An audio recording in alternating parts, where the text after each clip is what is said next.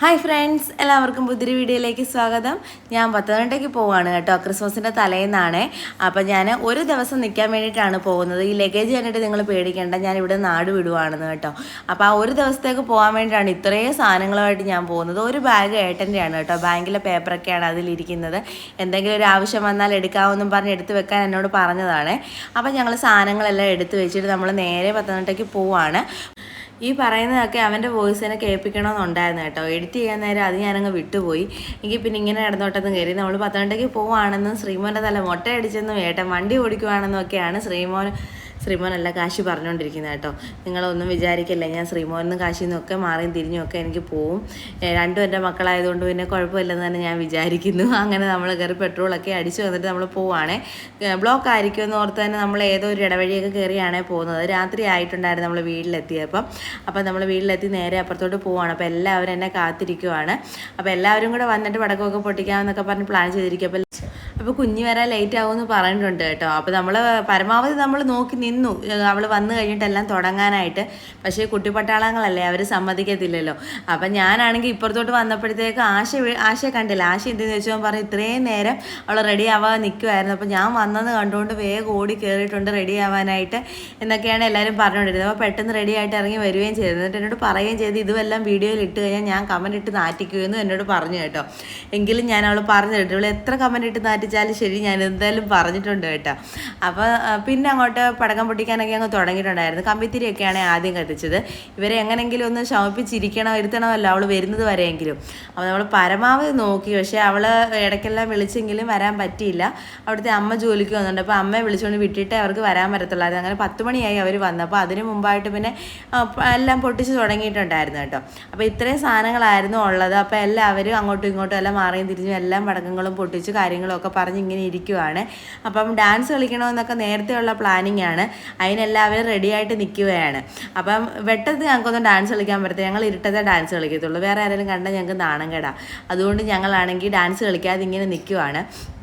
ഈ ഡാൻസ് കളി ഇതുമെല്ലാം ഞങ്ങൾ ഒരു മാസം കൊണ്ട് പ്ലാൻ ചെയ്യുന്നതാണ് കേട്ടോ. ഞാൻ ക്രിസ്മസിന് വരുന്നില്ലെന്നും പറഞ്ഞിരുന്നതാണ്. ഞാൻ ഇതുവരെയും ക്രിസ്മസിന് പത്തനംതിട്ടയ്ക്ക് വന്നിട്ടില്ല. ഓണത്തിന് വരുന്നത് വരും, അല്ലാതെ ക്രിസ്മസിന് ഞാൻ വന്നിട്ടേ ഇല്ല. ക്രിസ്മസ് ആഘോഷിക്കുന്നത് മൊത്തം കൊല്ലത്തായിരുന്നു കേട്ടോ. അപ്പോൾ നമ്മൾ കൊല്ലത്ത് കടപ്പുറത്ത് ഇറങ്ങുകയും കടലിലിറങ്ങി കുളിക്കുകയും എല്ലാം ചെയ്യുമല്ലോ എല്ലാ ക്രിസ്മസിനും. എല്ലാവരും തിര കുറവായതുകൊണ്ട് ആ ഒരു പ്രദേശത്തുള്ളവർ മൊത്തം കടലിൽ കാണും. അപ്പോൾ ആ ഒരു ആഘോഷമൊക്കെയാണ് നമുക്കുള്ളത്. അപ്പോൾ അതുകൊണ്ട് ഞങ്ങൾ വരുന്നില്ല, ഇവിടെ എല്ലാവരും വരുമെന്നൊക്കെ പറഞ്ഞ് ഞങ്ങൾ വരുന്നില്ലെന്നും പറഞ്ഞിരുന്നതാണ്.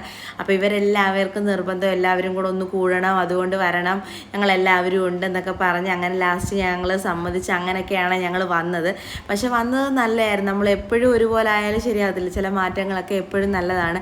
എല്ലാവരും കൂടെ കൂടിയപ്പോൾ നല്ല രസമായിരുന്നു കേട്ടോ.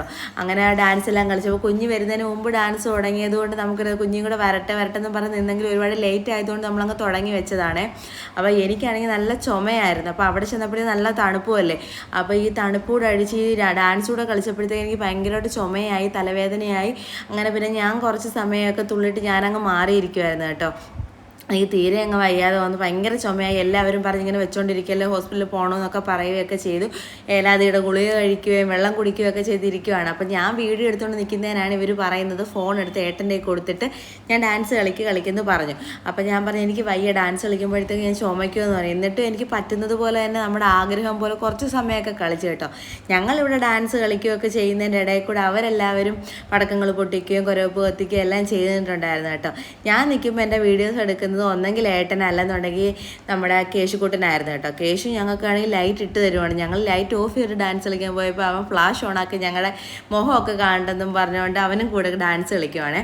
അപ്പോൾ ഇത്രയും പരിപാടിയൊക്കെ ആയപ്പോഴത്തേക്ക് കുഞ്ഞി സഞ്ജയനും കൂടെ വന്നിട്ടുണ്ടായിരുന്നു കേട്ടോ. അപ്പം ഞാൻ വീഡിയോ എടുക്കാൻ ഇവളെയും കൊണ്ട് തോറ്റെന്നും പറഞ്ഞാണ് വരുന്നത്.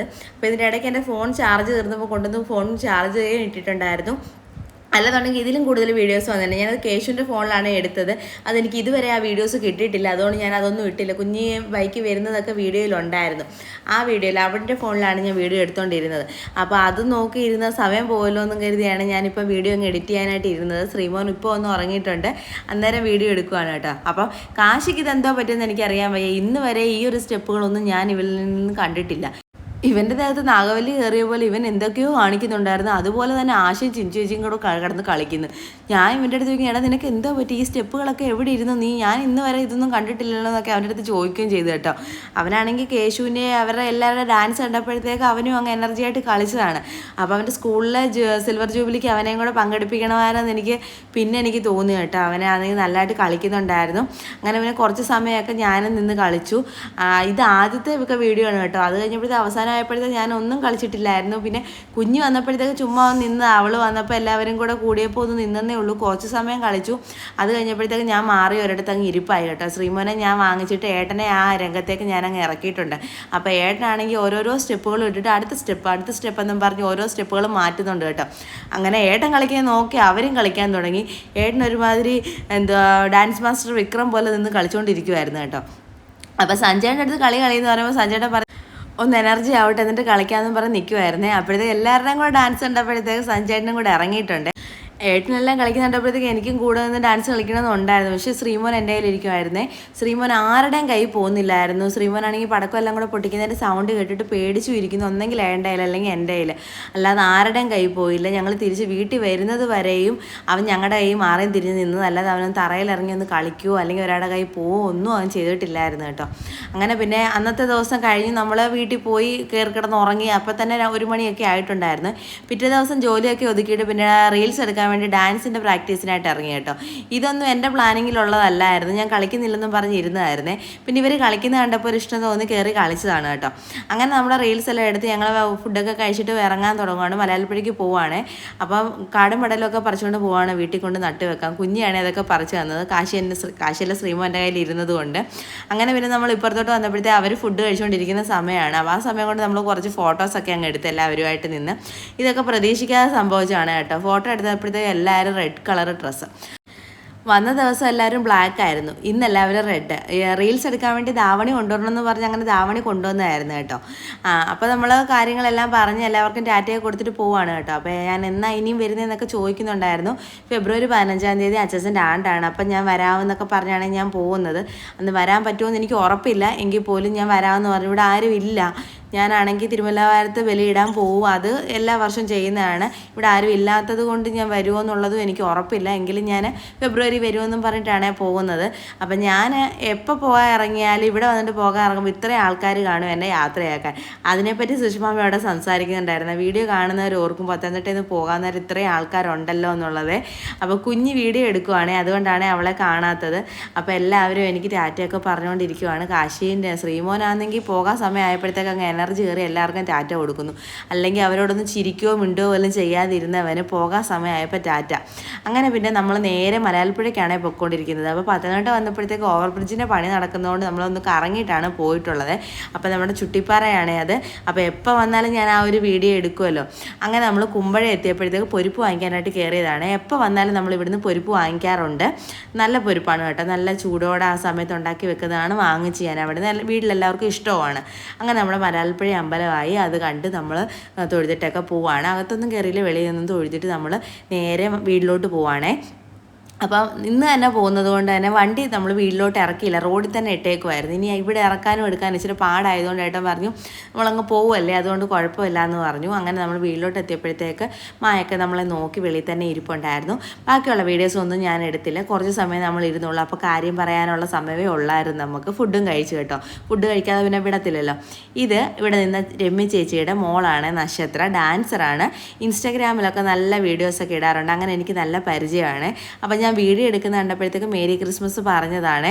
അപ്പോൾ ചേച്ചിയുടെ ഇളയ കുഞ്ഞാണ് ഇത്. കുഞ്ഞിന് 1 വയസ്സായിട്ടില്ല. അപ്പം ഞാൻ കുഞ്ഞിനെ കണ്ടിട്ടില്ലായിരുന്നു. അപ്പം ചേച്ചിയുടെ അമ്മ എന്ന് പറഞ്ഞു, ഞാൻ വന്നിട്ടുണ്ടെന്ന് പറഞ്ഞു. അപ്പോൾ കയറി വരുന്നെന്ന് പറഞ്ഞ ചേച്ചി ഞങ്ങളെ കാണാൻ വേണ്ടി വന്നതാണ്.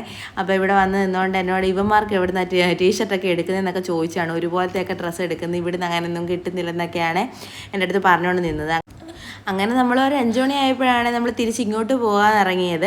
അപ്പം വന്ന വഴിയെല്ലാം ഭയങ്കര ബ്ലോക്കായിരുന്നു. ഓമല്ലൂരും കൈപ്പട്ടൂരും ഒക്കെ എന്തോ പെരുന്നാൾ നടക്കുന്നത് കൊണ്ടുള്ള ബ്ലോക്കൊക്കെ ആയിരുന്നു കേട്ടോ. അങ്ങനെ നമ്മളാണെങ്കിൽ ഏനാത്തൊക്കെ വഴി കയറി, ഏനാത്ത് വഴിയാണ് വരുന്നതെങ്കിലും കൊടുമണ്ണ് ഏനാത്ത് വഴിയൊക്കെ കയറിയാണ് നമ്മൾ ഇന്ന് വന്നത്. 9 മണിയായി നമ്മൾ കൊല്ലം എത്തിയപ്പോൾ തന്നെ കേട്ടോ. അപ്പം ഇന്നത്തെ വീഡിയോ ഇത്രയൊക്കെ ഉള്ളൂ. അപ്പം വീഡിയോ ഇഷ്ടപ്പെട്ടെങ്കിൽ എല്ലാവരും ലൈക്ക്, ഷെയർ, സബ്സ്ക്രൈബ് ചെയ്ത് എന്നെ സപ്പോർട്ട് ചെയ്യുക. അപ്പോൾ പുതിയൊരു വീഡിയോ ആയിട്ട് വരുന്നത് വരെ tata bye bye, see U.